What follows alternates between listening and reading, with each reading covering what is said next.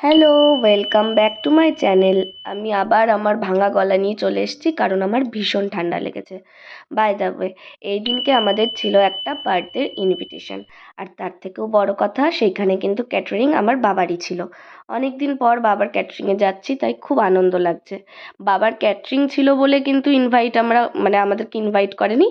দাদার বাড়ি, যে দাদার ছেলের বার্থডে ছিল তার বাড়ি একদম আমাদের অপোজিটে, সেই কারণে ইনভাইট করেছে। আফটার ম্যারেজ আমাদের বাড়ির তরফ থেকে প্রথম কোনো ইনভিটেশনে শুভ্রও যাচ্ছে। আর সেই দাদা কিন্তু আমাদের এই লোকালে মানে শিমুরালিতে অনুষ্ঠানটা করেনি, করছে সেই সোদপুর। প্রায় যেতেই ধরো 40-45 মিনিট আমাদের লেগে গেছে।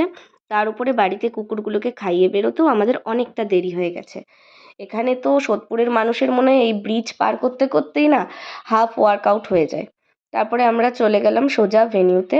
আর ভেন্যুটা কিন্তু খুব সুন্দর সাজিয়েছিল। তাই আমরা ভাবলাম ঢোকার আগেই কয়েকটা ফটো ভিডিও নিয়ে নিই, সে লেট হচ্ছে হোক, ফটো ভিডিওর জন্য কোনো কম্প্রোমাইজ চলবে না।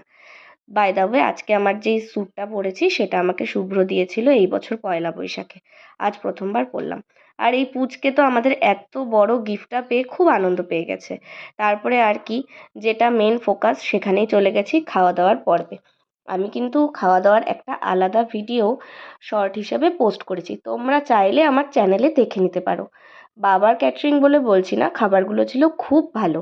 আর মাটনটার তো কোনো কথা হবে না, মাটনটা এত প্রশংসা পেয়েছে। এমনিও ছোটোর থেকে দেখছি বাবার কাজ কিন্তু খুব নিষ্ঠা ভরে করে, সেই জন্য খাবার দাবারের রিভিউও খুব ভালো হয়। এই যে এটাই হচ্ছে আমার বাবা, তোমরা যারা চেনো না তাদের জন্য এই পোস্টটা। আর এখানে আমি একটু আইসক্রিম খেয়ে নিচ্ছি, তারপর একটু কোল্ড ড্রিঙ্কস। এই জিনিসগুলোর জন্যই আমার না ঠান্ডা কমে আর নাই আমার ওয়েট কমে, কোনোটাই হচ্ছে না। তারপরে ওই দাদা আমাদের জন্য একটা টুকটুকি রেখেছিল, তাতে করে আমরা স্টেশনে চলে গেলাম। ভেবেছিলাম হয়তো লাস্ট ট্রেনে বাড়ি ফিরতে হবে, কিন্তু না, লাস্ট ট্রেনের আগের ট্রেনটাতে আমরা বাড়ি ফিরেছি। প্রায় 12টার পরে আমরা বাড়ি ঢুকেছি। অতক্ষণ মিষ্টি রানী আর পুষু রানী আমাদের বাড়ি দিয়েছে পাহারা। আর এইখানে আমার মা আমার ফোনে কিছু সেলফি তোলার চেষ্টা করছে।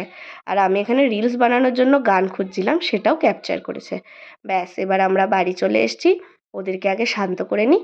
তোমাদের যদি আজকের ভিডিওটা ভালো লাগে তাহলে অবশ্যই লাইক, শেয়ার আর সাবস্ক্রাইব করে আমার পাশে থেকো। বাই। আবার দেখা হবে নতুন কোনো ভিডিওতে।